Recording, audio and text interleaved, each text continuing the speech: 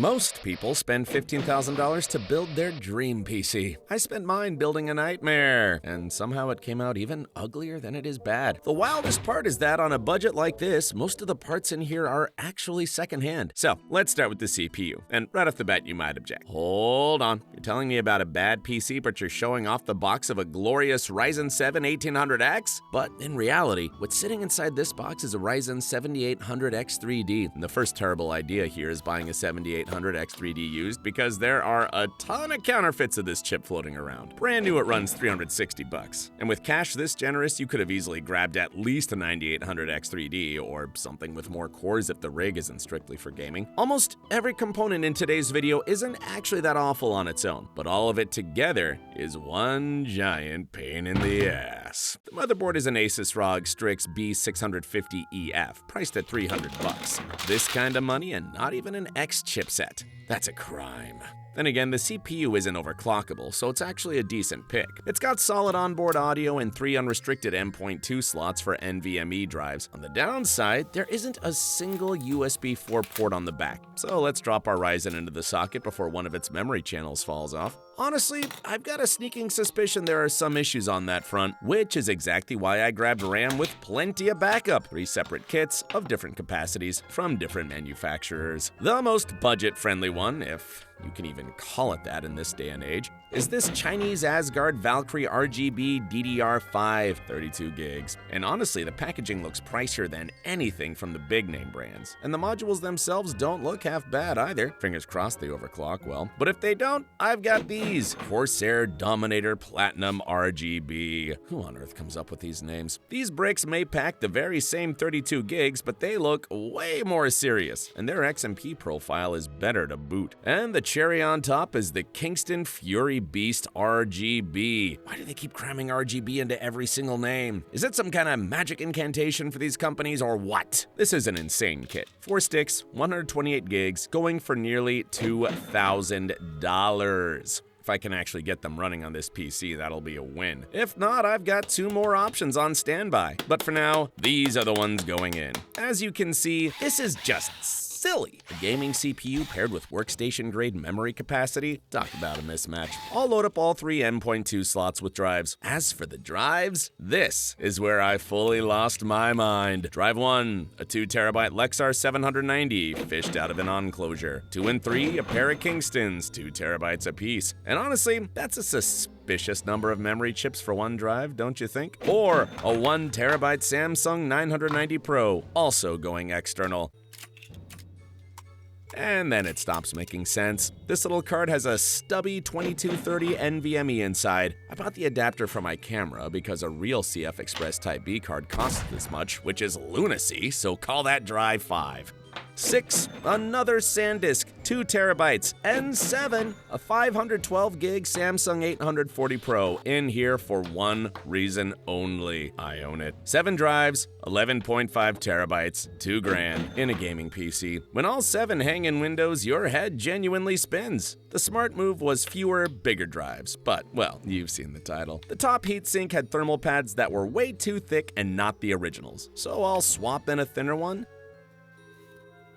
And yet, even when every pad is no more than 1 millimeter thick, all the SSDs still sag like crazy, if you can even make it out on camera. The case was the last thing I picked. It's not new, and as you know, I have a soft spot for oddball cases, so I grabbed this 2019 Cougar Conquer 2, a full tower that once sold for $300. Filthy, well past its prime. Let's tear it down. The screws are so big you undo them by hand. Decorative bits, decorative functional bits,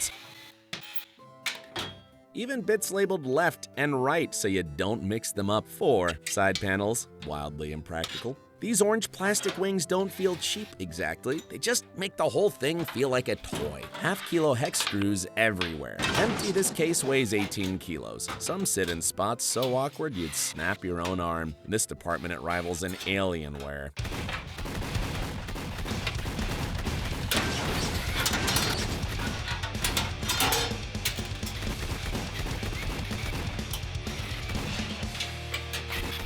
Hardest part's the front panel. There, a window to freedom. Jump out while it's open. And these RGB waffles nearly killed me. Here's the gimmick. You bolt everything onto this inner shell first, then drop the whole thing in. Except they clearly skimped on the metal. Aluminum foil could out-legitimacy this shell on rigidity alone. There are a few more parts in here I decided to take apart, but won't be reassembling all the way, plus a few others I just want to quickly show you how they're built on the inside. And before I wash the case down, I want to tell you about a genuinely useful thing I've been using myself for a month now, and I've already dictated 30,000 words to it. This is WhisperFlow. It's a voice-to-text tool that turns what you say into clean, formatted text in any app you already use. So a big shout out to them for sponsoring this video. Messaging sellers when I'm sourcing parts takes me 2 minutes to type, 20 seconds to say. Watch. Hi, I'm asking about your MSI B450 Tomahawk. The MSI B550 Tomahawk.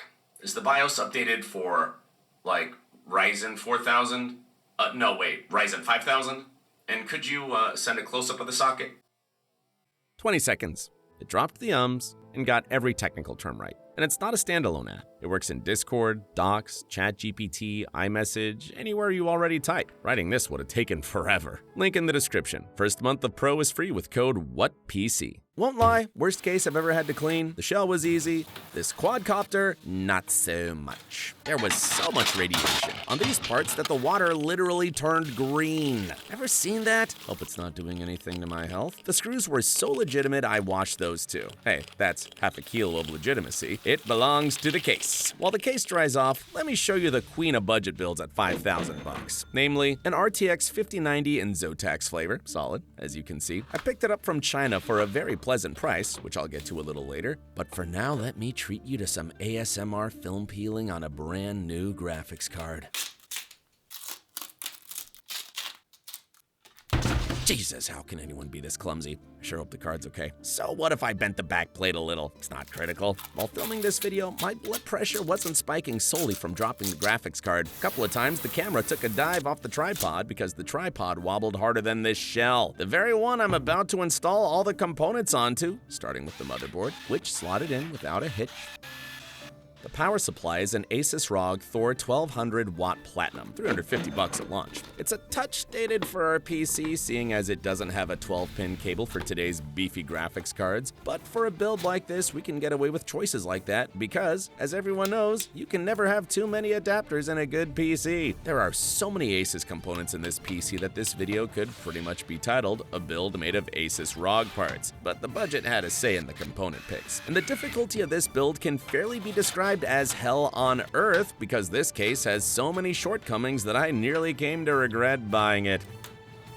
Take this AIO, the ASUS ROG Ryuo 3 360 RGB, who would have guessed, which, as the name implies, takes up 3 sections and only fits up top of the case, whereas I need to mount it at the front. I did, of course, hold it up to that spot, and even if I desperately wanted to, I couldn't bolt it on because the holes don't line up. So for the CPU, I'll rig up something that was lying around my place, a Lian Li AIO, practically new as you can see, mounted just the once, and for our 90-watt Ryzen, that's more than plenty. The only thing that worries me is that the pump sits almost level with the radiator's highest point, and the pump shouldn't be the topmost spot in the cooling loop because the motor will churn against any air that might pool up there. So we mount the radiator as high as physically possible. You're probably baffled and asking yourself, dude, there are 3 giant cutouts for an AIO up top, why are you sticking it at the front? Trust me, you'll understand why later on. And now I'll fit our colossal RTX 5090 into the shell, screw it down so it doesn't bolt off to warmer climes, and hook up our little firecracker of an adapter. 4 8-pins to a modern 12-pin for the graphics card, fed by just 2 split 8-pin cables. All in all, hard as I tried, so far the computer doesn't look half bad, even with the pyrotechnic touches like a kinked adapter. But I reckon we can still fix that. I ditched the hideous front fan entirely, since the need for it evaporated the moment the AIO showed up. As for the case's physical condition, as you can see, the previous owner decided to keep a few of the rivets for himself. I've got a hunch as to why,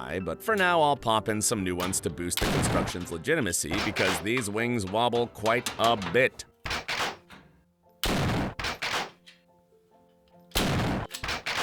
There! almost like new, only the color gives away who's Eminem and who isn't in this track. And even though I'm showing you how I bolt these RGB panels back together and fast forward, in reality it ate up such an absurd amount of time that I almost regret ever getting into buying this case in the first place. Thankfully, the case put itself back together on its own, sparing both me and you its idiotic engineering decisions. I just popped the shell into the case and screwed it down with bolts. That said, I should point out that this time around it was the opposite. I came up short on screws to fasten everything back, which kind of breaks the laws of physics since normally you've got screws left over. But here's the thing, the PC won't power on with this RTX 5090. Pretty odd. Maybe I did break it after all when I dropped it on the desk during those ASMR moments? Strange situation, so let's tear the PC back apart and pull out the graphics card for a surgical examination. Sadly, I broke my screwdriver by plugging it into a power bank to charge. Two of them couldn't agree on who was charging whom, and the power bank won, draining the very soul out of the screwdriver. Well, I'll be damned. Just about exactly as I suspected. While the graphics card was tumbling out of my hands mid-flight, a crafty Chinese guy managed to swipe the GPU and 32 gigs of memory clean off the card's board. The proof is that he didn't even have time to solder some of the SMD components back on straight after he'd stripped everything valuable off the board. He even made off with the thermal pads. Though, mercifully, not all of them. But to hell with this graphics card. No sane person is going to buy themselves one of these at that price. A catastrophe just went down. Camera didn't capture its own fall, but oh, you should have seen the way it nosedived from nearly 2 meters up. The microphone even shattered to pieces, so there'll be no ASMR. It's been a while since my blood pressure shot up like that. And here's how it took its tumble. Somehow, all I'm getting out of this computer is losses. A lot of you missed one very important piece of this whole puzzle, one that was in plain view while I was unboxing the graphics card. I'm talking about this note. Let me translate what it says for you. Unfortunately, I don't yet earn enough to gift you a fully working RTX 5090. But it's a fascinating thing. The Chinese take RTX 4090s/RTX 5090s, desolder the GPU and the video memory out of them for their data centers, and sell off whatever's left. This card, with the box and shipping, came out to roughly $100 for me. Meanwhile, on the local classifieds, there are tons of RTX 5090s just like it, nowhere to test them, going for $1,000 to $1,500. That's exactly how people get scammed. You can do whatever you see fit with it, take it apart, raffle it off, smash it to bits. It's yours. His name is Illia. He's a subscriber of mine who sent me all these components so I could show you what happens when you buy a wildly expensive graphics card secondhand from who knows where. Take a look at these intriguing listings. I won't claim it's a scam since I didn't personally buy here. Maybe it really is the Chinese version of the card with the D suffix. But the main thing is that it's 32 gigabytes solid. They're promising me a whole 8% if I shill it to you. In short, the story's fascinating, but the situation is terrifying if you fall for something like this. And you're far better off watching it on YouTube than walking into it yourself. But how on earth are we going to finish this build, you ask? Illia sent me another queen of budget builds from ASUS in near factory fresh packaging with the box you can't get the graphics card box out of. Not without a fight anyway. As we all know, a PC can only have one budget queen. And this is the ASUS ROG Astral GeForce RTX 5090. Not solid like the previous one, but still 32 gigabytes. God, this box reeks. The card is so awkward to handle. No need to thank me. I'm ready to buy a card off you for $5,500 every single day. It's kind of a sport for me at this point. They even threw in an instruction sheet on what to do to make the 12-pin cable more likely to catch fire. I'll keep that in mind. As you can see, the card is cooled by a massive 3-section AIO. The thing costs $5,500 and doesn't have a single VGA port. How am I supposed to play retro games on this, huh? In my book, that's not exactly a customer-friendly move from the manufacturer. And this one I won't be peeling films off of while holding it. No, not because it isn't a dummy or anything. It's just that holding it with the cooling setup like this is a royal pain. Besides, I'm not all that fond of these hybrid cards with a water block in the first place, even though they're the best when it comes to cooling. But if the moonshine from these tubes starts seeping onto the card's PCB, especially if the warranty is, say, limited or just a year long, then living with that isn't something I want. I tried test fitting the card in the case, and it turned out the fans come up literally a few millimeters short of letting the radiator sit properly in place with them attached. So the fans are gonna have to be swapped out. A shame, because I like them, especially the way they snap together magnetically. But thanks to ASUS's boneheaded decision to give the fans such a short power cable, I can't mount them on the outside of the case. So, fan tournament. Contender 1. Fans off of the other ASUS AIO. Look at all those wires. Does nothing for me, so it's off to the trash heap with it. Contender 2. Another one Illia sent. Same system, but worse. More wires. Contender 3. Some AIOs sent for review a year ago. One single cable for all 3 fans. We have a winner! Transplanting these onto the card. I thought about running just 2 fans inside the case, but that's too dumb even for me, so all 3 go outside. Here's roughly what it'll look like. Something seems off. I put the fans in the wrong way around. How can anyone even screw up this badly? There we go.